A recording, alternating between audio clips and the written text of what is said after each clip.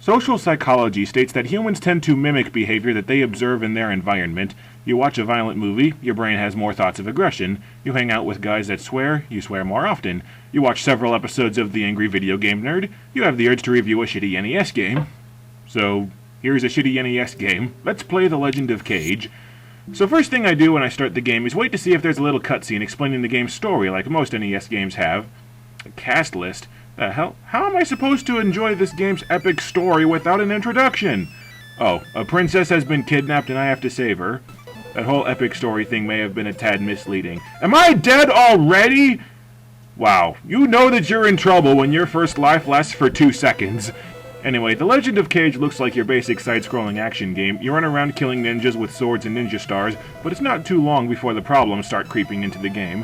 1 hit, and you're dead. 3 lives, no continues, no continue code, no checkpoints, no nothing. So you better not screw up or you're going back to the beginning of the game.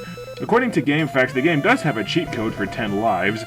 Let's see, press and hold A, B, select and start on the first controller, and A and B on the second controller, then press reset, release the buttons on the title screen when the title screen starts scrolling up, and while the title screen is still scrolling, press the A button on the first controller and the B button on the second controller at the same time.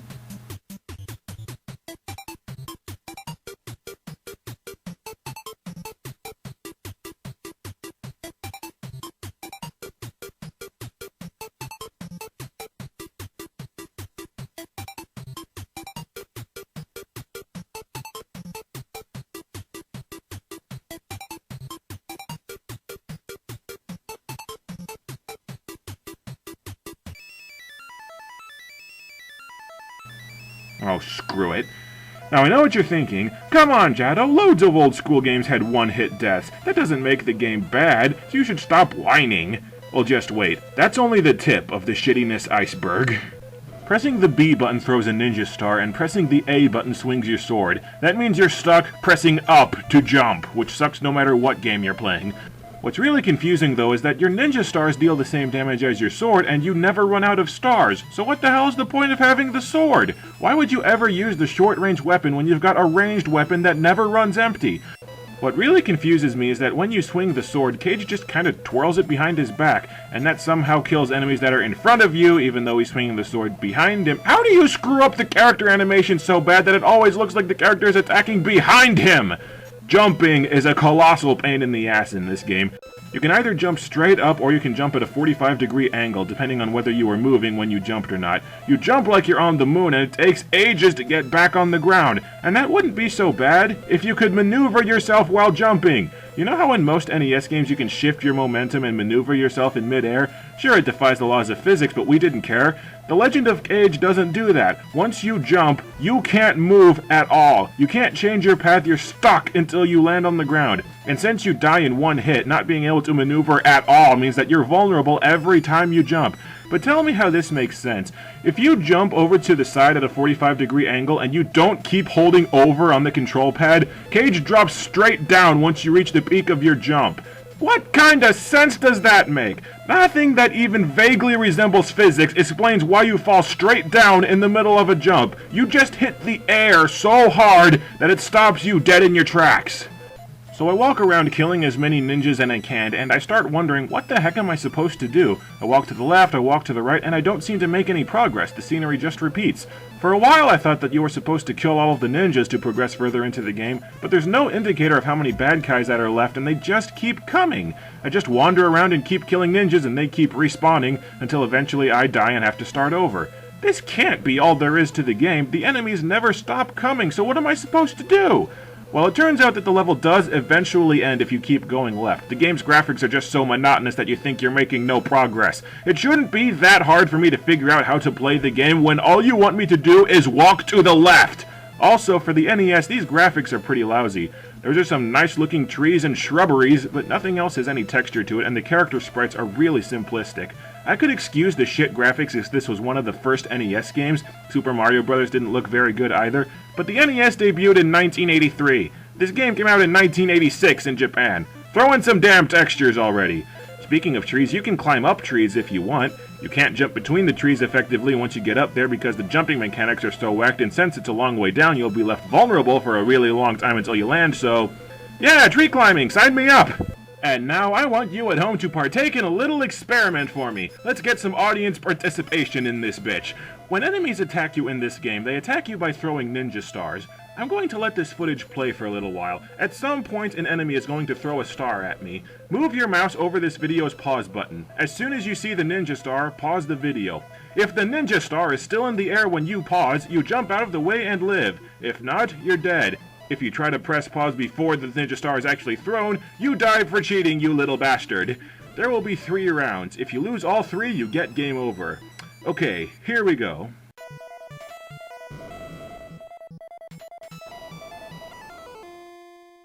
And here we go again.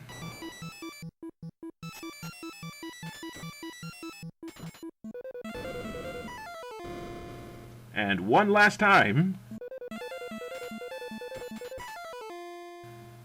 Now, how many of you are dead? I know that I am, and now I'm going back to the start of the game. Enemy stars travel so fast that you have absolutely no way of trying to dodge enemy projectiles. If an enemy shoots, you're dead. It's that simple. If you want to try and stay alive in this game, you learn pretty fast that you don't fight enemies. You run like hell away from them. Does that sound like fun? Guess what? It isn't.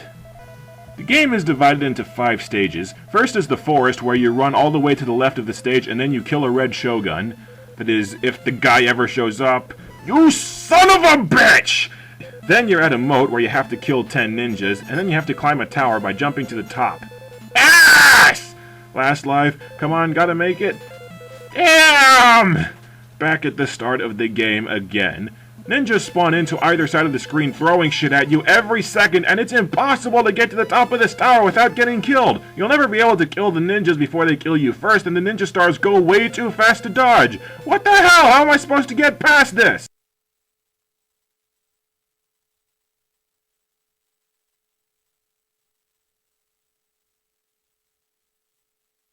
So, the way that you're supposed to get to the top of the tower without getting killed is to mash the everlasting crap out of the A button and just hope that your sword destroys all of the ninja stars before they hit you. It may sound cheap, but that's the only way to survive this level. Or hell, survive the ninja stars at all. Just mash A and hope for the best.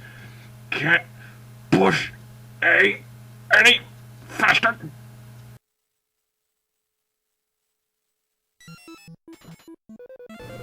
Crap! So mashing A doesn't help you stay alive either. It's just a matter of dumb luck if you live or die in this game because you can't react fast enough to dodge enemy stars and your sword doesn't block all of the enemy attacks no matter how fast you tap the A button. Playing The Legend of Kage is like defusing a time bomb. You know that at some point it's going to explode and you're going to die, and you're just hoping to God that you can finish before it happens. Eventually, one of the enemies is going to get a lucky shot at you, and you'll die and go back to the beginning of the game, and you're just hoping that your luck holds out long enough for you to finish before that cheap little bastard kills you. The game does have a few power-ups to help you out. You can find crystal balls, which let you take 1 extra hit before you die, and you can have 2 balls at the same time. But if you have both balls, getting hit once causes you to lose both. Having 1 ball turns you green, and having 2 balls turns you yellow, and I have no idea what difference there is between being green and being yellow. And you're probably thinking that if this game gives you shields, the game can't be all that difficult, right? Well, get this. The only stage where you can find crystal balls is the first stage. Maybe the 4th if you're really lucky. So you better hold on to your balls for as long as possible because those balls have to last you a long time. No, my balls! Your pain is... Every now and then a little ninja head floats along the top of the screen. Red ninja heads make power-ups appear, white ninja heads I think give you points but take away your balls, and blue ninja heads give you an extra life. There's just one problem. You can play this game for days straight and still not find a blue ninja head, because there's only one way to make them appear. Guess how? Try and guess how you get a blue ninja head to give you an extra life.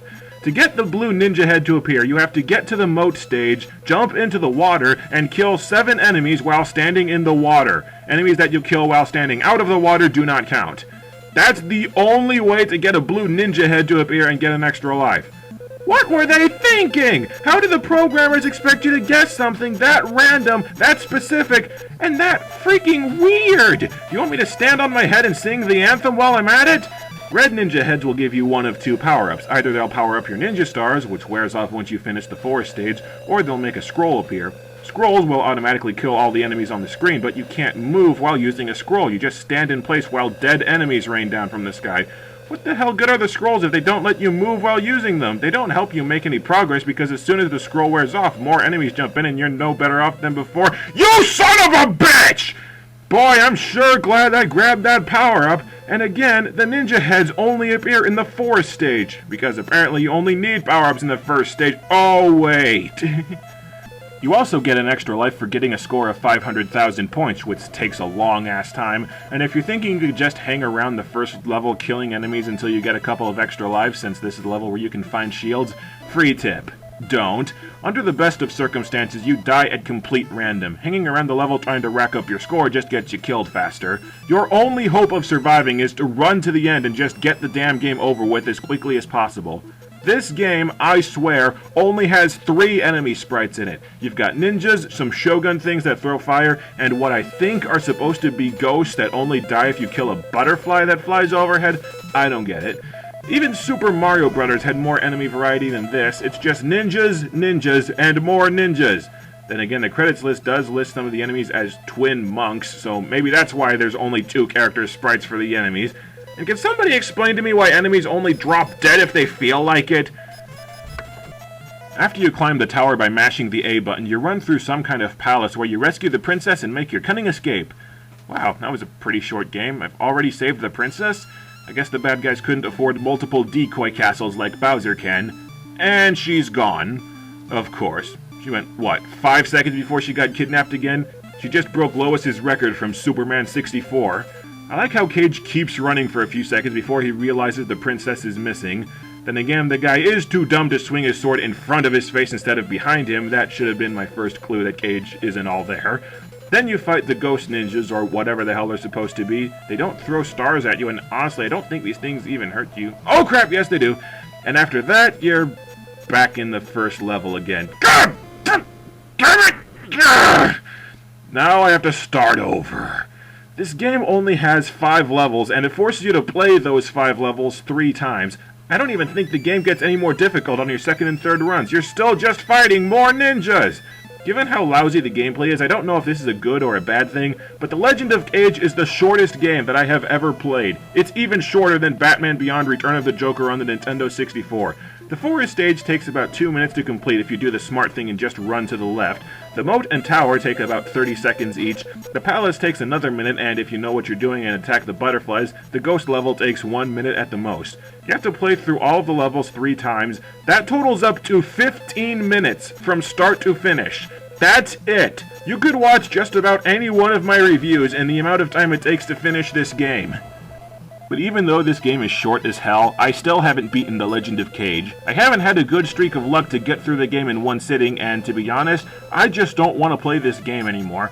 All you do is run to the end of the stage and hope you get there without dropping dead. You die at random, so you don't even bother trying to fight enemies, and can you imagine spending $50 to buy this game back in the day only to beat it in 15 minutes? You'd have been pissed off!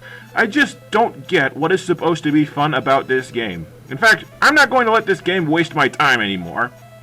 Now, the nerd has a tendency to end his reviews by taking a dump on the game, but I got this on the Virtual Console and I don't feel like taking a dump on my Wii, so, laters.